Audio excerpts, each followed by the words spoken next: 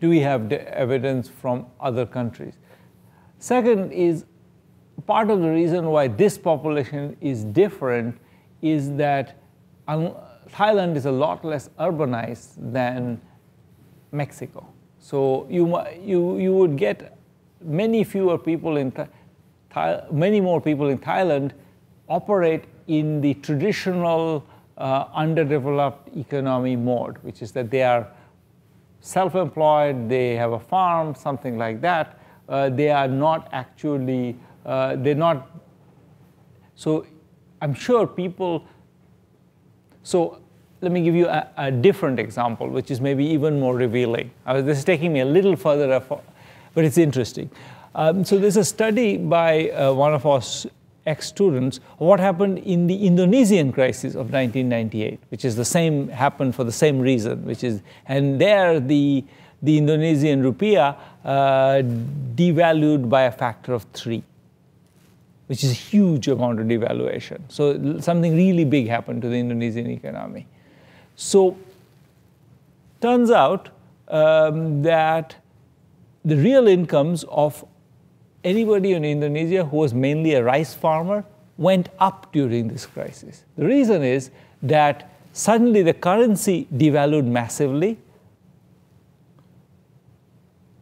What happens when a currency devalues and you are in rice? Well, rice is a traded good.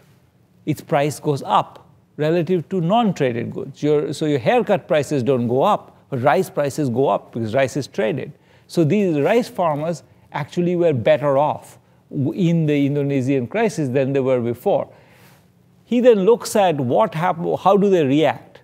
And one of the things that the thing he's looking at is people attending Quranic reading classes as one of the outcomes. And his basic reason he's interested in them is that he thinks that this is a social support mechanism. Who start attending Quranic reading classes? It's the people who are not rice farmers. It's like government employees, teachers, anybody who has a fixed income, they are the ones who lost. And then the people who were farmers, they actually were better off, and they were actually less likely to attend Quranic classes during the crisis. So in other words, again, a lot of people in a country like Thailand or Indonesia are basically farming dependent, and those people have very different risk patterns from the urban employees. Latin America is very different. Latin America is massively richer also than Indonesia, for example. Peru is 3 times richer than Indonesia per capita income, at least in dollar terms. It's also much more urbanized with a labor force that, so I'm sure the lost decade happened. I'm sure that a lot of urban workers in each of these countries gets hurt. The main point I'm trying to make here is that there's also a whole bunch of people in these countries who bear a huge amount of risk even when there is nothing happening in the world economy. And those are people who are farmers, who are, laborers in construction, who are, people who work, sometimes get a job in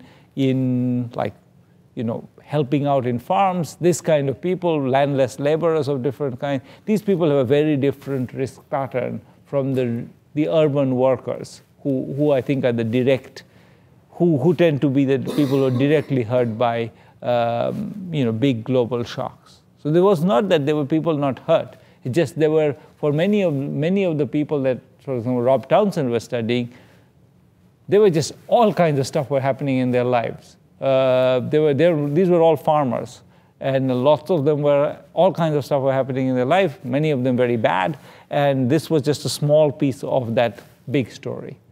That's the point that I think is worth emphasizing, is that there's just so much diversity and there's so much risk